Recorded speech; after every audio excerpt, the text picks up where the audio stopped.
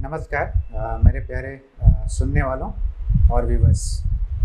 आज हम लोग YouTube के माध्यम से एक विषय पर चर्चा करेंगे जो कि आजकल बहुत ही सामान्य बीमारी के तौर पर उभर के आ रही है। उनमें से चाहे जो मुख्य रूप से जो आजकल हम लोग चर्चा करेंगे जिसके बारे में, वो बीमारी का नाम है blood pressure. Blood pressure basically हम लोग परिभाषित करते हैं कि जब हमारा दिल धड़कता है तो उसकी वजह से जो भी ऊर्जा रक्त की धमनियों में प्रवाहित होती है उसकी वजह से एक प्रेशर जनरेट होता है धमनियों में।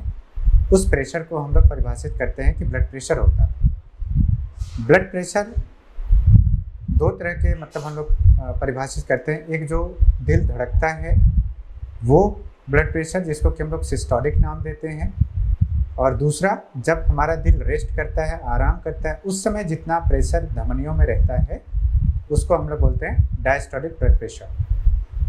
ब्लड प्रेशर क्यों होता है या किस वजह से ये ज़्यादा होता है, और जिसको कि हम लोग बाद में हाइपरटेंशन का नाम दे देते हैं। तो ब्लड प्रेशर आजकल कई वजहों से होता है, जिनमें कि सबसे अगर हम लोग कारण को ढूंढने चलें तो कोई स्पष्ट कारण नहीं मिलता है, सिवाय कि कुछ बीमारियां ऐसी हैं जो कि ब्लड प्रेशर को बढ़ावा देती हैं। तो एक दो तरह के ब्लड प्रेशर हम लोग परिभाषित करते हैं। एक होता है कि प्राइमरी हाइपरटेंशन, यानी कि जिसका हमें कारण नहीं पता होता है, वो होता है। दूसरा होता है सेकेंडरी हाइपरटेंशन, जिसमें कि कुछ बीमारियों की वजह से ब्लड प्रेशर बढ़ जाता है। तो मुख्य रूप से जो ज़्यादातर ब्लड प्रेशर के मरीज हम लोग के बीच में होते हैं वो प्राइमरी हाइपरटेंशन होता है। प्राइमरी हाइपरटेंशन में मुख्य रूप से जो कारण आजकल के उभर के आ रहे हैं उसमें हमारी जीवन शैली है, खान पान है, तीसरा चीज़ है तनाव भरा जीवन है। तो ये 3-4 कारण जो कि मुख्य रूप से उभर के आ रहे हैं, जिसमें कि जैसे जीवन शैली में क्या है, आजकल हम लोग स्मोकिंग, डाइट प्रॉपर नहीं रहे हैं, बहुत सारा प्रोसेस्ड फूड ले रहे हैं। दूसरा है फैटी मील ले रहे हैं बहुत ज़्यादा, यानी वसा युक्त भोजन करते हैं, उसकी वजह से तकलीफ़ काफ़ी होती है। ये सारी चीज़ें हम लोग के ब्लड प्रेशर को बढ़ाते हैं। अच्छा, ब्लड प्रेशर अगर हम लोग परिभाषित करते हैं कि किसके ऊपर कितना जाता है तो ब्लड प्रेशर कहा जाता है। तो नॉर्मली जो ज़्यादातर किताबों में दिया गया है वो है, अगर ऊपर का ब्लड प्रेशर यानी सिस्टोलिक ब्लड प्रेशर 140 से ज़्यादा है तो हाई बीपी कहा जाता है, उनको ब्लड प्रेशर परिभाषित कर दिया जाता है, हाइपरटेंशन परिभाषित कर दिया जाता है। दूसरा एक और होता है जो कि नीचे का ब्लड प्रेशर, जिसको कि डायस्टोलिक ब्लड प्रेशर कहते हैं। तो डायस्टोलिक ब्लड प्रेशर अगर 90 से ज़्यादा हो जाता है तो हम लोग उसका बोलते हैं कि डायस्टोलिक हाइपरटेंशन हो गया, यानी डायस्टोलिक ब्लड प्रेशर बढ़ा हुआ। तो ये ब्लड प्रेशर का परिभाषा है।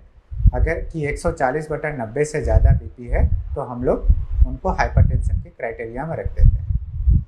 अच्छा, अब आगे बात कि इसका रोकथाम कैसे किया जाए, इसका बचाव कैसे किया जाए।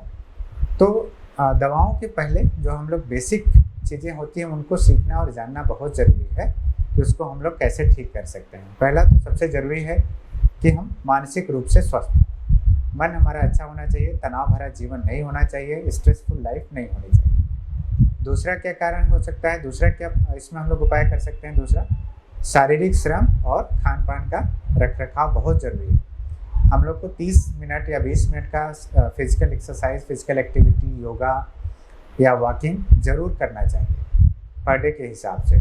और खाने में ज़्यादातर हम लोग को वसा युक्त भोजन ही, वसा नहीं लेना चाहिए भोजन में। हम लोग को फाइबर ज़्यादा लेना है। फाइबर जैसे कि हम लोग जितने साग हैं, जितने सलाद के आइटम हैं, सब लेना चाहिए। और क्या कर सकते हैं, जैसे फैट की जो भी चीज़ें हैं, तला भुना है, प्रोसेस्ड फूड है, इन सब का उपयोग नहीं करना चाहिए। आखिरी में हम लोग का आता है कि मेडिसिन। तो आजकल मार्केट में बहुत अच्छे से बहुत अच्छी मेडिसिन हैं। आप लोग अपने जो भी लोकल कंसल्टेंट है, फिजिशियन है, जिसको भी आप लोग दिखाना चाहते हैं, चाहे कार्डियोलॉजिस्ट है या फिजिशियन है, उनमें से आप किसी से भी संपर्क करके जो भी आपको उचित दवाइयाँ हैं वो आपको डॉक्टर साहब द्वारा प्रिस्क्राइब कर दी जाएंगी। और निरंतर रूप से हम लोग को एक्सरसाइज करते रहना चाहिए, दवाइयों का सेवन करते रहना चाहिए और तनाव मुक्त जीवन जीना चाहिए। Thank you very much.